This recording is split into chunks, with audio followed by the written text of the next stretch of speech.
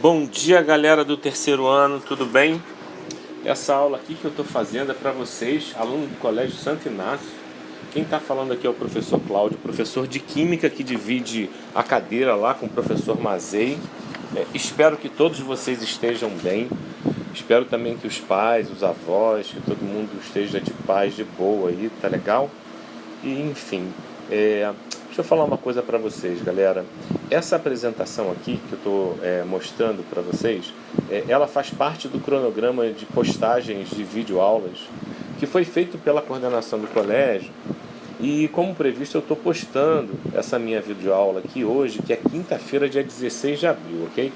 Eu não sei quando é que você vai estar assistindo essa aula, mas eu vou estar postando hoje, quinta-feira, dia 16 de abril.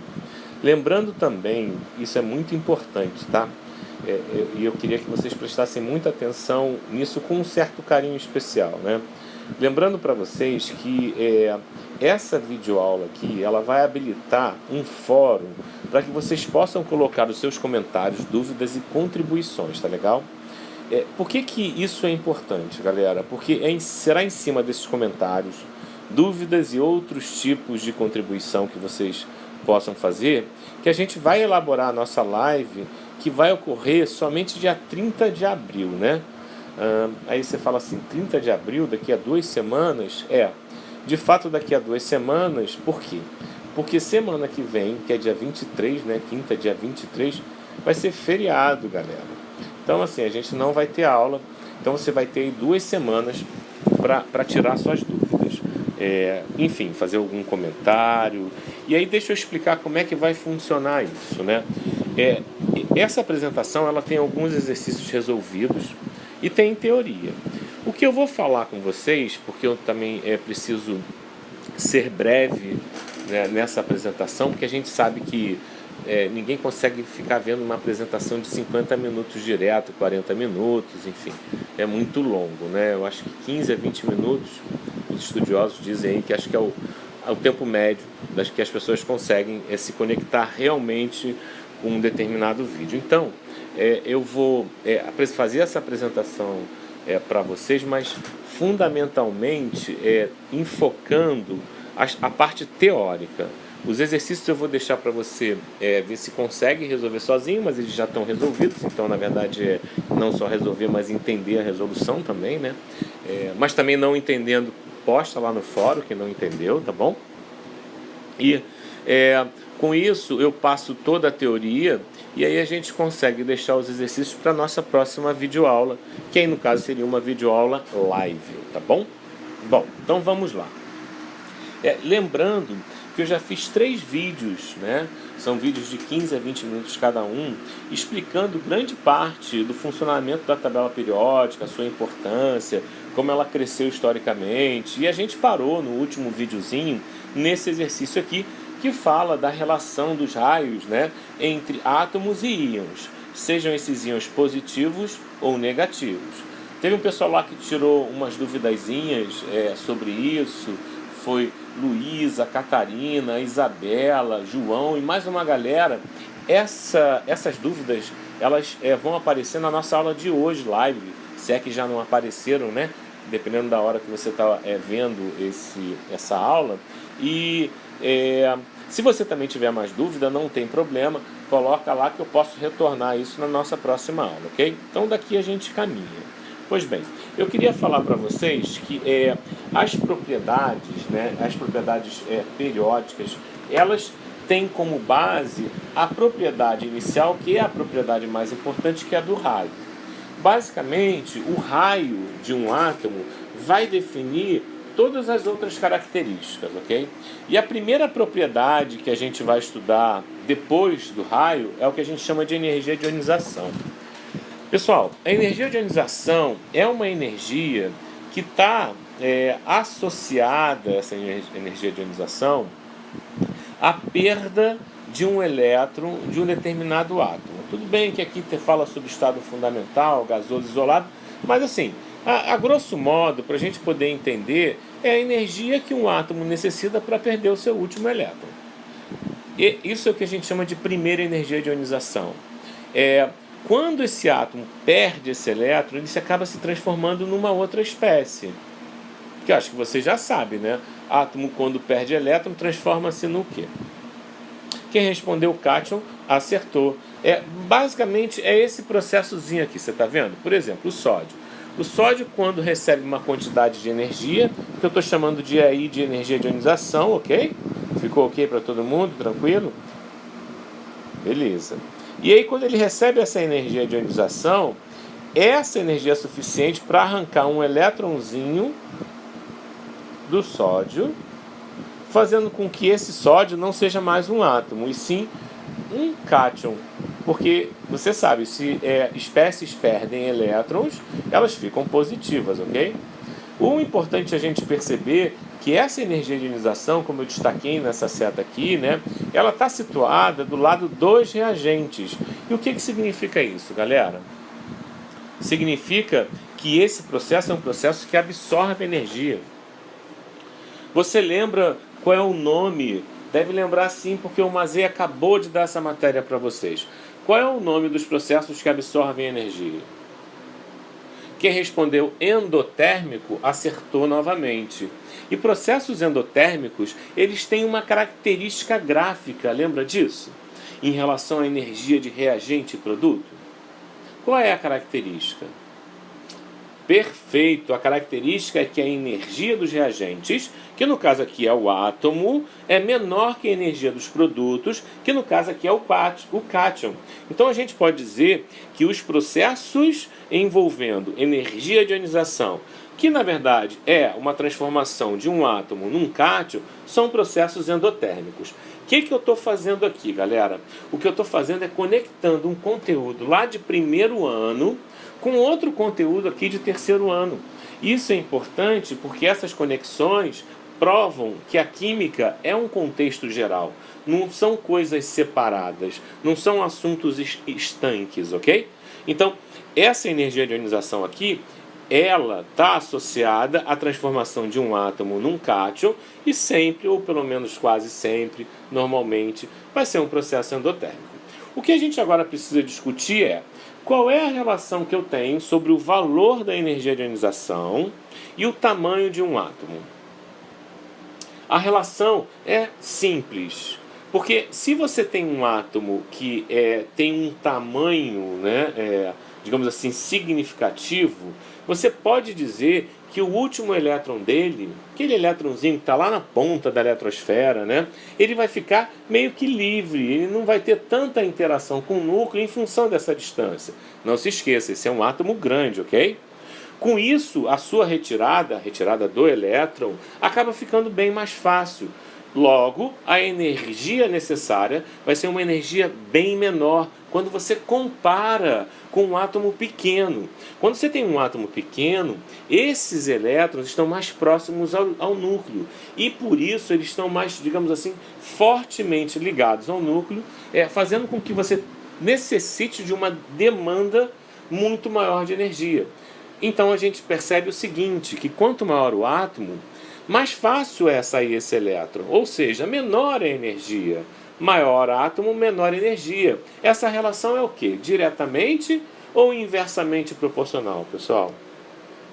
Quem respondeu inversamente proporcional está perfeito. Por isso que você tem uma relação, veja só nessa tabelinha aqui, que eu vou aumentar para você ver, onde as setinhas indicam em que sentido aumentam as energias de ionização, que no caso são aqui da esquerda para a direita e de baixo para cima, ok, galera? Beleza?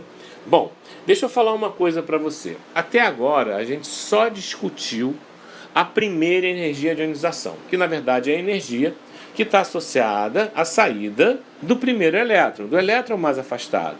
Mas a gente tem que lembrar que existem outros elétrons na eletrosfera. Existe o último, existe o penúltimo, o antepenúltimo e assim por diante. Pois bem, cada elétron desse pode sair, mas necessita de uma energia para que aconteça essa saída. E essa energia, ela tem um nome diferenciado. É um nome lógico, né? Seria, no caso da saída do primeiro elétron, que é o último, a gente chama de primeira energia de ionização, que é essa que a gente está falando aqui. Se sai o penúltimo, aí a gente tem que dizer que é a segunda energia de ionização e assim por diante. Então, eu posso tirar vários elétrons, mas entenda duas situações que eu preciso falar com vocês agora, que são muito importantes.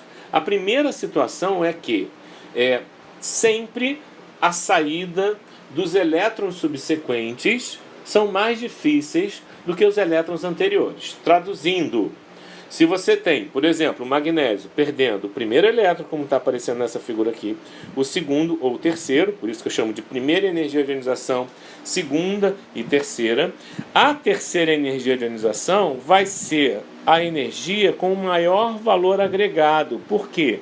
Porque depois que sai o primeiro e o segundo elétron, é muito difícil sair o terceiro. Existem até alguns agravantes. Por exemplo, elementos do grupo 1A perdem o primeiro elétron com uma certa facilidade, vamos falar assim. Por que elementos do grupo 1A perdem um elétron com certa facilidade? Pelo fato de eles terem apenas um elétron na camada de valência. E nessa saída de quem? Desse último elétron, que é o elétron da camada de valência, ele atinge configuração de gás nobre, o que causa uma estabilidade, eu falei estabilidade, muito grande para essa espécie, ok? Se ele é estável, a saída de qualquer elétron após essa primeira saída vai necessitar de muita energia, porque você vai precisar quebrar um estágio de estabilidade, entendeu? Então a gente diz o seguinte, vamos traduzir isso, que é uma segunda coisa que está acontecendo aí. Sempre que o elemento do grupo 1A perde o primeiro elétron, a saída do segundo elétron vai ser muito mais difícil. E a consequência disso é que a energia de ionização para a saída do segundo elétron vai ser muito, muito, muito, muito maior que a energia de ionização para a saída do primeiro elétron, ok? Vamos fazer esse mesmo raciocínio para o elemento do grupo 2A? No elemento do grupo 2A, ele tem 2 elétrons na camada de valência. Quando ele perder esses 2 elétrons, ele chega à estabilidade de gás nobre, lembram? Pois bem, então vamos pensar que a gente deu a energia para a saída do primeiro elétron, depois a energia para a saída do segundo elétron. Opa! Quando isso acontece, ele chega à configuração de gás nobre, tá certo? Beleza. O que você acha que vai acontecer com a, digamos assim, entre aspas, facilidade da saída do terceiro elétron? Você acha que vai ser fácil? Não. Por quê? Porque após a perda de 2 elétrons, o elemento do grupo 2A chegou à configuração de gás nobre. Isso significa que ele está estável. E para sair dessa estabilidade, ele vai necessitar de muito mais energia, ok? Então, são duas situações, repito com vocês. Primeiro que as energias subsequentes são sempre maiores que as anteriores. Eu estou falando de energia de ionização, obviamente, né? E segundo, que dependendo do grupo, existe do grupo que o elemento está, se está no grupo 1A, 2A, 3A, existe uma diferença absurda entre as energias de ionização, né, em valores, né, tipo 5, 6, 10 vezes maiores, né, por conta da estabilidade que ele alcança quando ele chega a gás nobre. Essa tela aqui apresenta um exercício que fala sobre isso, onde você tem os elementos X, Y e W genéricos, e ele pede para você relacionar com os elementos magnésio, boro e potássio, ok? Pois bem, e aqui, pessoal, eu coloquei a resolução bonitinho para vocês e eu quero que vocês pensem sobre isso, ok? Tendo dúvida, a gente vai lá no live e mete bronca, tá bom? Aqui temos mais exercícios, também todos eles resolvidos, ok? Esse exercício aqui da FUVEST é bem interessante. É fácil, mas é bem interessante. Tem a resolução dele aqui bonitinha, ok? Você me fala o que você achou. Aqui eu acho muito legal porque essa tabela, ela representa exatamente aquilo que eu estava falando com vocês. Porque ela é uma tabela que mede e demonstra e mostra aí pra gente todos os valores de energia de ionização dos primeiros 20 elementos da tabela periódica. Tá vendo aqui? Os primeiros 20, do 1 até o 20. Do hidrogênio até o cálcio, ok? E os valores das primeiras, segundas, terceiras, quartas, quintas, pontinho, pontinho, energias de ionização. O que eu quero que vocês percebam? Ó, dá uma olhadinha aqui. Você está vendo aqui esse círculo verde referente ao lítio. Você consegue perceber a grande diferença entre a primeira e a segunda energia de ionização do lítio? Por que isso acontece, pessoal? Você tem uma tabela periódica do seu lado? Se não tiver, eu vou pedir para você dar uma pausa no vídeo e colocar uma tabela aí do seu lado, porque você vai precisar dessa tabela para consultar. Ok? Beleza, agora que você voltou com a tabela, dá uma olhadinha no lítio. A que grupo ele pertence? Grupo 1A, perfeito. Observe a diferença entre a primeira e a segunda energia de ionização. É enorme. É muito maior do que a diferença entre a primeira e a segunda para o berílio, que é o elemento que está aqui embaixo do lítio, tá vendo? 9,3 para 18 é de 2 vezes. De 5 para 75, como é o caso do lítio, é algo em torno de 30 vezes. É isso que eu estou falando. Quando você tem um elemento do grupo 1A, existe uma diferença absurda entre a primeira e a segunda. Eu repito, a segunda energia de ionização é muito maior do que a primeira para elementos do grupo 1A. Veja que isso se repete, olha o sódio. Olha a diferença, é significativa, de 5 para 47 também é significativa, assim como para o potássio, que é de 4,3 para 31,8. Pessoal, isso significa dizer que esses elementos pertencem ao grupo 1A. A coisa vai se repetindo, por exemplo, vamos para o berílio, entre a segunda e a terceira energia de ionização, tá vendo? Isso vai se repetir para o magnésio, também vai se repetir para o cálcio, porque esses 3 elementos, eles pertencem ao grupo 2A. E pelo fato de pertencerem ao grupo 2A, eu posso afirmar com grande segurança que a terceira energia de ionização vai ser muito maior que a segunda, por isso que eles são do grupo 2A. Isso vai se repetir, esse padrão, por exemplo, quando você tiver elementos do grupo 4A, essa diferença vai ocorrer entre a quarta e a quinta, ok? Então esse conhecimento é importante para resolver os exercícios anteriores, tá certo? Bom, uma outra propriedade que é chamada afinidade eletrônica, que está associado à formação de ânions, ok? Perceba como é lógico, enquanto que a propriedade anterior, né, ela estava associada à formação de cátion, essa está associada à formação de ânion, ok? E assim, é importante você perceber que sempre que eu formo um ânion, diferentemente da formação de um cátion, ao invés dele absorver energia, ele vai liberar energia. Por isso que os processos associados à formação de ânion, onde a gente dá o nome de afinidade eletrônica, são processos que, na sua natureza, são exotérmicos. Lembra o que é um processo exotérmico? É aquele processo que libera energia para o meio ambiente, ok? Pois bem, junto com a afinidade eletrônica, eu tenho a eletronegatividade, que é a tendência em atrair elétrons. Então é natural que a gente consiga reconhecer que essas duas propriedades periódicas, que elas caminham juntas. Ou seja, do mesmo jeito que varia a afinidade eletrônica, deve variar também a eletronegatividade. Assim, aumentando da esquerda para a direita e de baixo para cima.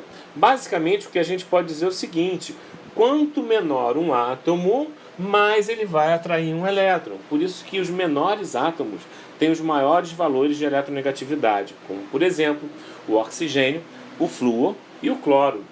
Esses caras eles estão situados do lado direito e na parte superior da tabela periódica, ok?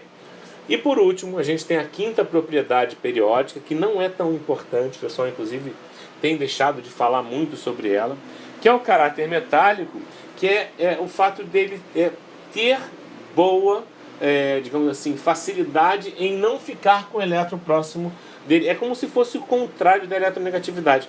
Não é, tá, gente? Mas é como se fosse.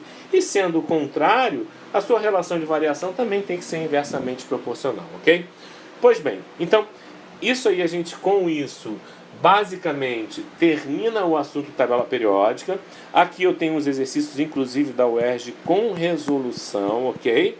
Você vai tentar fazer e resolver. Tendo dúvida, você pode postar lá no fórum, tá certo? Tem mais exercício, como eu estou mostrando aqui, tem vários exercícios. E é isso, tá legal? Eu espero vocês lá no fórum, eu espero vocês também na live, eu espero que a gente possa continuar aí juntos mesmo que à distância, tá bom? Obrigado, um abração para vocês, boa semana e vamos nos falando, tá bom? Tchau, tchau, valeu!